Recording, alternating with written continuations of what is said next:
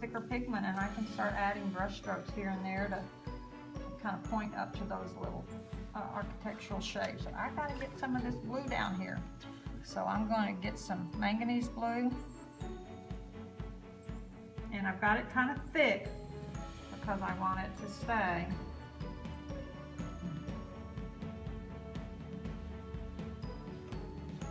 Be brave. You have to be brave to pick watercolor. Now let's get some cobalt blue. Sky above, so below. And that doesn't just mean when you're talking about the sky. If you've got this color up here, you need to have it down, and just like when we did the vase yesterday, let's bring all those colors of the bouquet down into that vase. That's where your harmony, you start building that harmony in when you do that. Okay, so here's some of that pretty cobalt blue. Where do I want it? We'll put some right here. See, it's a grayer blue.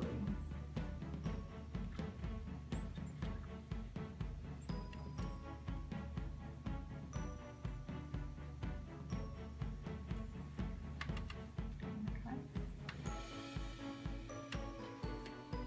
So, and I've already got this right here. I'm not even sure. That might have been permanent rose, but we're going to use that permanent rose. I'll put some more in there. I usually don't ever clean my palette off because all of these colors, I can turn that into green. I can, you know, I can keep using this paint. So don't be stingy with your paint. I read somewhere, paint like you're a millionaire, because this stuff is expensive. But I did finally learn that you really aren't going to waste it. It can dry as hard as a bone, which is how this comes when I get to a workshop, because I can't have it running in the suitcase. Now we're going to put that manganese blue in there. And so I can tilt this to a really pink mauve, or I can tilt it to a really blue mauve. And I want this to stay bluer, so I'm going to put lots of manganese blue in that. And then lots of water because I need it lighter because it's far back. And so I'm going to cool it with manganese blue when I get it on. And this, if that's in the sun, I'm going to warm it up with Twin Gold. And I'm going to keep all those colors just going around this painting.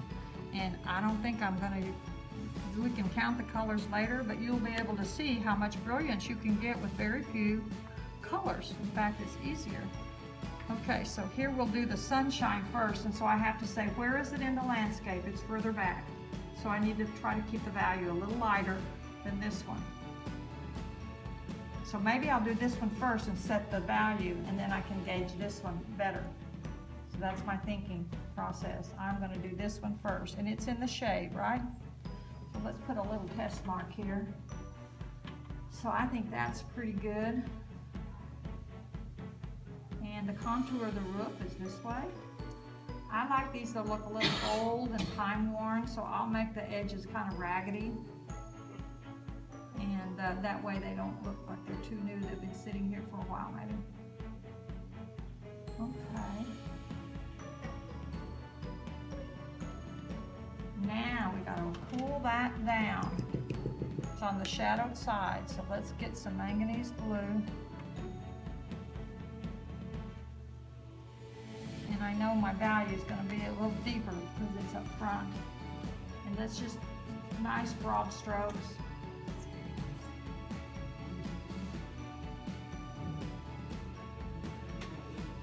And then let it do what it is gonna do best. It was nice and wet, so it's gonna run and mix and mingle until you have just an absolutely beautiful shade there. Now we're gonna do the same thing under the eave.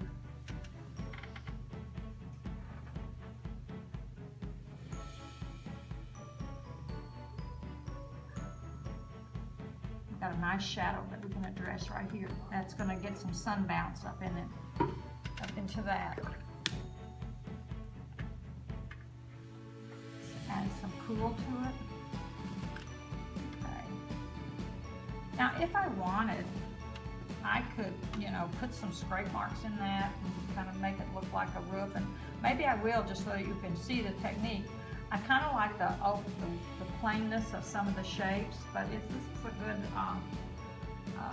good, good little technique. Okay, so perspective, you got to think about it when you start putting these lines in. If I'm standing here, these lines are going to be further apart than these lines. So I have to imply that, even if I'm doing just 3 or 4 little lines. Does that make sense?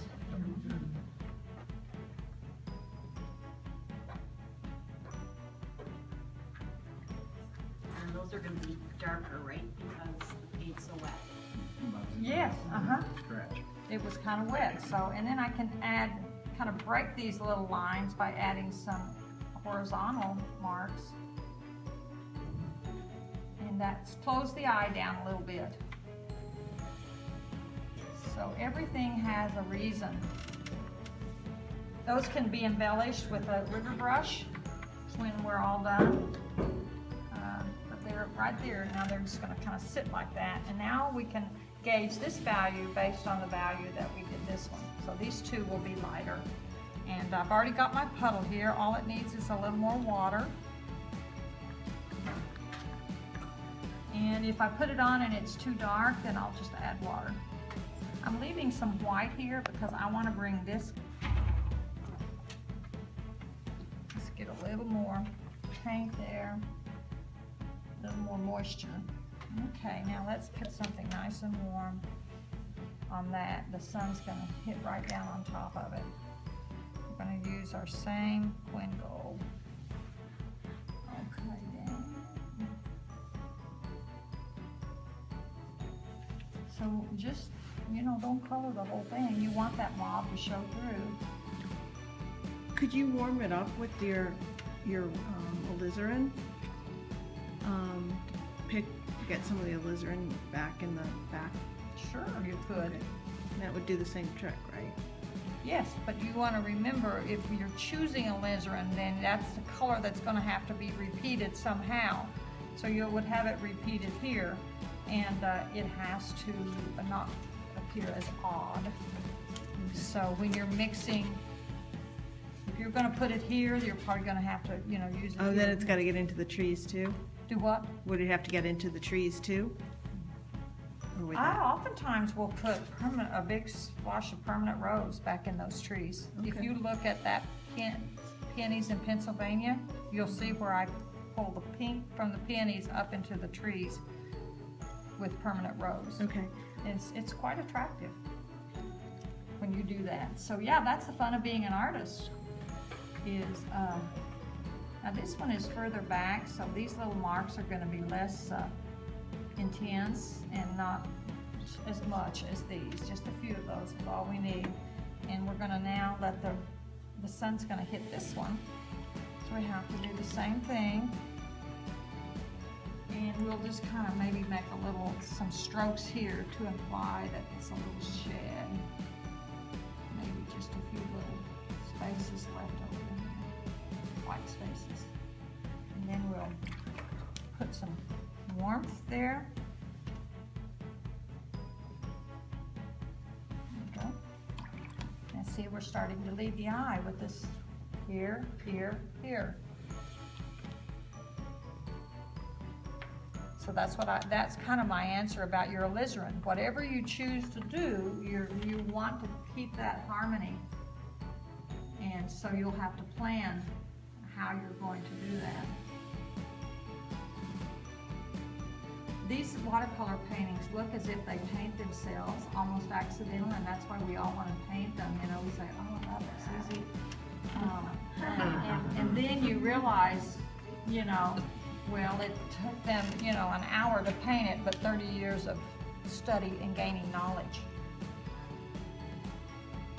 It isn't, it's all planned. Every stroke I make, there's a reason behind it. Like this is because the sun's hitting it.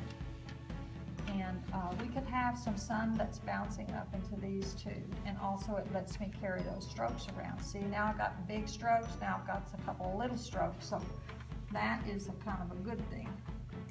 Let's do it here too. Okay, now let's fancy it all, because we want this to look kind of old and weathered. so you can see how I put these strokes in. Don't try to make them perfect. You want to love to see these brush strokes. They are so pretty.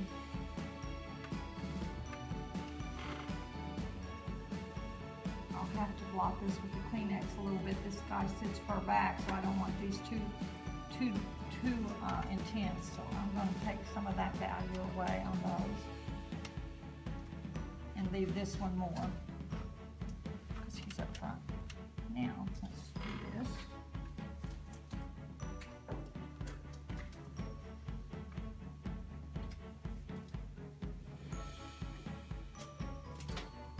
So this little exercise, you will take these techniques to any scene that you want to paint.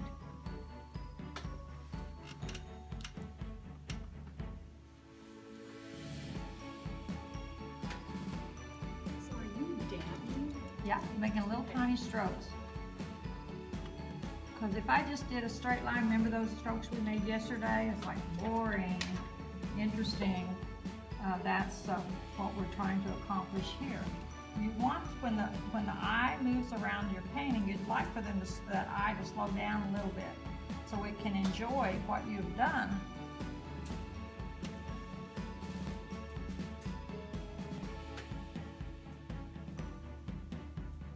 But if you make everything in a straight line, it's like an arrow. It shoots the eye, speeds the eye up if there are no breaks in the color or the brushwork. The eye will go really fast.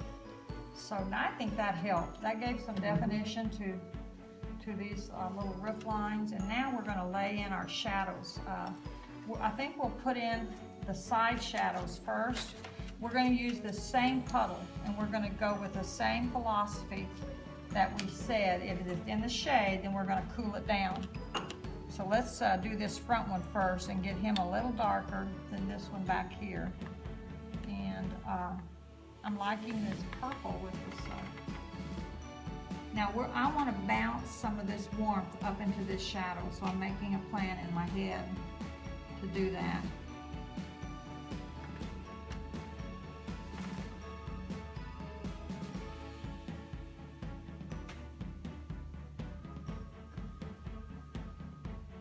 So it has to be done while it's really nice and wet.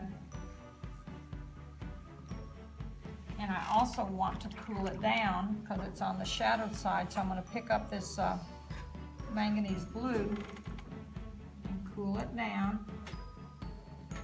And then I'm going to bounce some sun right up in there with this manganese blue. I mean this Quin Gold. Look at that. Isn't that pretty? Mm-hmm.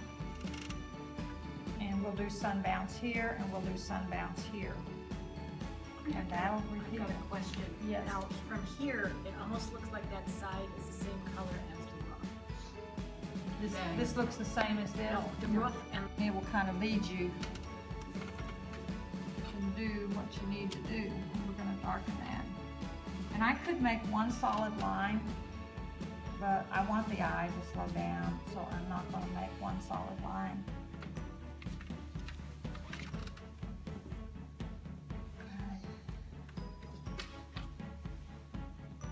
Let's see, I'll do that over here. Now, starting to get some value in here is helping. We're going to get some of this mauve color here, darken it up a little bit there. So we've got this nice green right here. Let's intensify that. And let's try to make it attractive. Not how it would be, but how it can be an interesting brush strokes and all.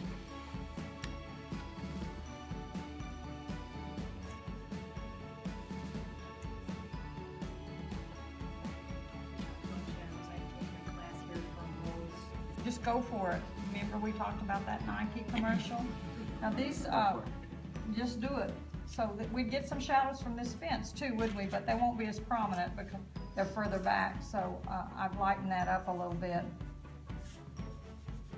And you want large thin, thick.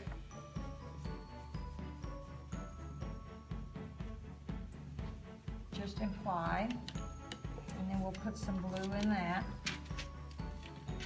And see, I'm not looking really at anything to paint this because I'm painting from up here now. And that's what you do. Once you get all these technical skills, just like Frank said that first night, it's like you've got to learn all that first. And then you can start painting from your imagination, from your artistic soul. Okay, now we're going to get these poppies done, and I'm going to add some light texture like this right down here with this Quin Gold. Put a little more of that in there, and just a few more brush strokes.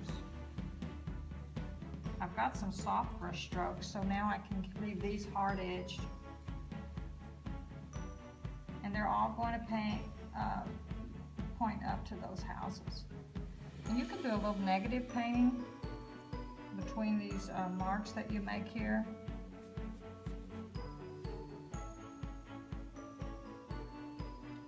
And that will give you more value down here close up, which you need because it's closer to you, and you'll make that look further back the darker you can get this down here.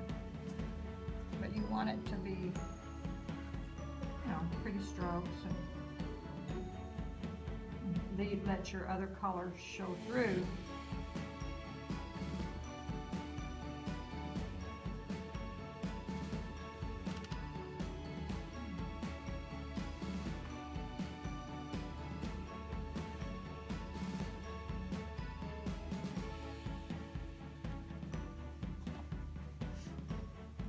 Yeah, that's the wrong color. Okay, so just some nice marks. And we're going to put little centers in these. And you do these fast, then your strokes will look natural. If you labor over these and try to do this and this, that's not going to look very natural. This is also going to get some black.